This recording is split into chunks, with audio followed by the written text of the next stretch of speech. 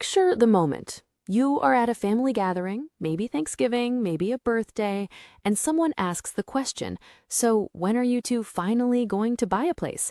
And the word finally lands the way it always does, with just enough weight to make you feel like you are behind on something everyone else figured out.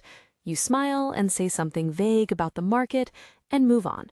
But the question follows you home to the apartment you actually like in the neighborhood you actually chose, and it sits there with you a little longer than you want it to. You have heard the line your whole life. Renting is throwing money away. Every month you pay rent, you are making your landlord rich instead of building equity for yourself. Buying is an investment. Real estate always goes up. And somewhere underneath all of that, the quieter message. Responsible adults buy homes. People who are serious about their financial future own property.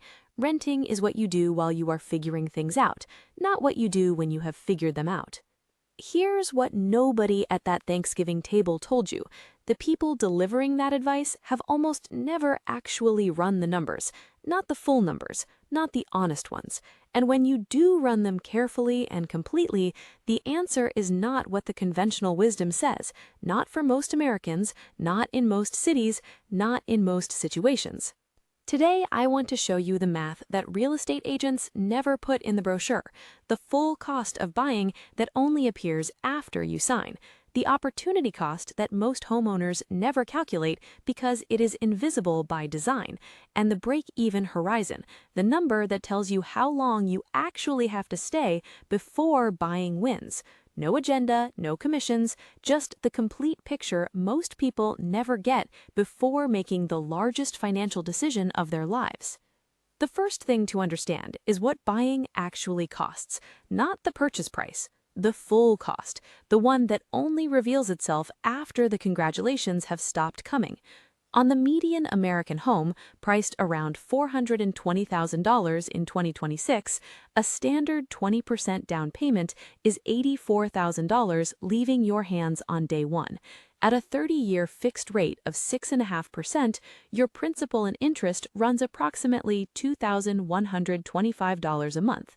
But that is where most people stop calculating, and it is exactly where the real conversation should begin.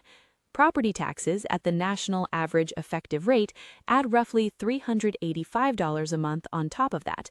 Homeowners insurance adds another $150, and maintenance, the cost every first-time buyer underestimates, runs between 1 and 2% of the home's value annually.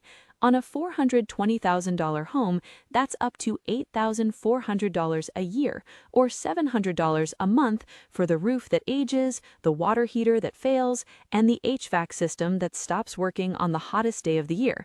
Research from home maintenance tracking platforms puts the actual average spend closer to $8,800 annually, more than double the old 1% rule people still repeat. Stack it together. Mortgage, taxes, insurance, and maintenance on a $420,000 home runs approximately $3,360 a month all in. Not the $2,125 the lender quoted you, the full number, the honest one. Now compare that to renting. The median asking rent for a comparable unit in most American markets in 2026 runs somewhere between $1,800 and $2,200. Call it $2,000. That's a monthly gap of roughly $1,360 between the true cost of owning and the cost of renting a comparable space. And that gap is where this entire conversation lives. Because here's what the homeownership narrative never asks you to calculate. What happens to that $1,360 difference every month if the renter invests it instead of spending it? And what happens to the $84,000 down payment if it stays in a low-cost index fund instead of going into a foundation? The S&P 500 has returned roughly 10% annually on average over the long run. Fidelity's own 30-year measure through the end of 2025 came in just above that figure. Even using a conservative inflation-adjusted return of 7%, the math that follows will change how this decision looks permanently. The $84,000 down payment invested at 7% for 20 years becomes approximately $325,000, not locked in walls, not dependent on a buyer, an appraiser, or a real estate market. Liquid, growing, working for the renter every single day. That's the opportunity cost of the down payment alone, the $241,000 in growth that the homeowner traded for equity in a structure they have to maintain, insure, and eventually sell. Now add the monthly gap. The renter investing $1,360 every month at that same 7% return over 20 years accumulates approximately $708,000. Combined with the invested down payment, the renter who chose to invest the difference is sitting on over $1 million after 2 decades. The homeowner in the same period has built equity, but that equity is illiquid, costs money to access, and took every one of those monthly cost advantages to generate. Meet 2 people. Jordan buys the $420,000 home in 2026. Reese rents a comparable unit for $2,000 a month and invests the down payment plus the monthly cost difference. Same income, same discipline, same 20-year horizon. In year 1, Jordan looks like the winner. The house is beautiful, the housewarming is celebrated, Reese's apartment looks ordinary by comparison. By year 10, the picture is more complicated. Jordan has equity, but the roof needed replacing, the kitchen needs updating. Property taxes have climbed with the assessment. The insurance renewal came in higher again. There's equity on paper, but very little left at the end of each month, and the retirement account is thinner than it should be for someone who earns what Jordan earns. Reese's investment account has crossed $400,000, and nobody can see it. No housewarming, no street presence, no visible proof of progress, just a number on a screen that keeps growing. By year 20, Reese has over $1 million in liquid investable wealth and the full flexibility to move, change careers, retire early, or buy a home outright with cash if the situation calls for it. Jordan has a home with meaningful equity, but most of it is trapped in walls. The mortgage still has 10 years left, and the retirement account tells a quieter story than the address does. Now, here's the part that earns the most resistance, because people hear this and immediately say, but the house appreciated. And that is true. A home purchased for $420,000 in 2026 might be worth $650,000 or more in 20 years, depending on the market. That is real appreciation, and it is real wealth on paper. But appreciation does not subtract the $8,800 a year in maintenance. It does not subtract the property taxes that climbed every year. It does not subtract the insurance premiums. It does not subtract the 6% commission that disappears the moment you sell. And it does not subtract the opportunity cost of the $84,000 that sat in walls instead of compounding in a market that historically returns more per dollar invested than residential real estate does after all carrying costs are removed.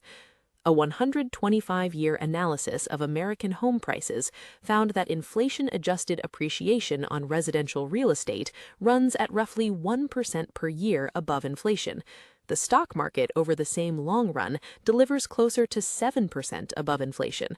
The house goes up, the investment goes up faster, and the investment does not need a new roof. The break-even horizon is the number almost nobody calculates before buying, and it is the number that changes everything. The break-even point is how many years you have to stay in a home before buying becomes financially superior to renting and investing the difference. In most American cities in 2026, that number runs between 8 and 12 years. In high-cost markets like San Francisco, New York, Seattle, and Boston, it can stretch to 15 years or longer. The median American moves every 5 to 7 years, which means the typical American buyer sells before they ever reach the break-even point of their own purchase. They pay the transaction costs on the way in, closing costs running 2 to 5% of the purchase price. They pay the transaction costs on the way out, agent commissions running 5 to 6% of the sale price, and they reset the mortgage clock back to year 1, where nearly all of the payment is interest rather than principal, starting the accumulation of real equity all over again. every move before the break-even point is a net financial loss compared to renting and investing. Every single one. The industry does not tell you that because the industry profits from both transactions. Now, let me be honest about when buying does make sense, because this is not an argument that nobody should ever buy a home. It is an argument that the decision deserves honest math rather than cultural pressure. Buying makes financial sense when you are certain you will stay in the same location for at least 8 to 10 years. When your all-in monthly ownership cost is genuinely comparable to local rents, meaning the premium for owning over renting is small enough that the equity build does not require sacrificing your investment contributions to fund it. When you have a down payment that does not drain your emergency fund or your retirement savings, and when the home fits the life you are actually living now rather than a future version of your life you are hoping arrives on schedule. Buying also makes sense when the flexibility costs of renting are genuinely high for your situation, when you have school-age children in a district you are committed to, when your career is rooted in a specific geography, when stability itself has a quantifiable value to your family that outweighs the financial premium of ownership. But buying because you feel like you should, because someone at Thanksgiving made you feel behind, because the culture says responsible people own property, that is not a financial decision. That is a social one wearing a financial costume. And social decisions made with the largest sum of money you will ever borrow tend to be expensive ones. The renter who invests the difference is not throwing money away. They are throwing it directly into an account that compounds, that is liquid, that does not need a new water heater, and that can be partially sold on a Tuesday afternoon when something goes wrong without a 6% commission leaving with it. That is not a consolation prize. For a large number of Americans in a large number of markets in 2026, it is the better financial strategy. The next time someone asks when you are finally going to buy a place, you will have two options. You can smile and say something vague about the market, or you can know, clearly, specifically, with the actual numbers in front of you, exactly what that decision costs and exactly what it is worth. Either answer is fine, but only one of them is a decision. The other one is just following along. Here is what sits underneath all of it. Every calculation in this video, the opportunity cost, the break-even horizon, the true cost of ownership, all of it depends on understanding how money actually moves and compounds over time, how costs that seem small monthly become enormous over decades, how liquidity and flexibility have real financial value that does not show up in a net worth calculation.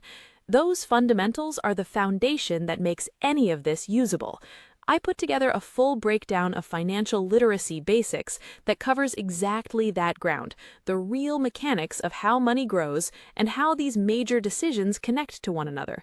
If today gave you the feeling that you have been making large decisions without the complete picture, that is where to go next, because the math only works for you once you actually understand how the math works.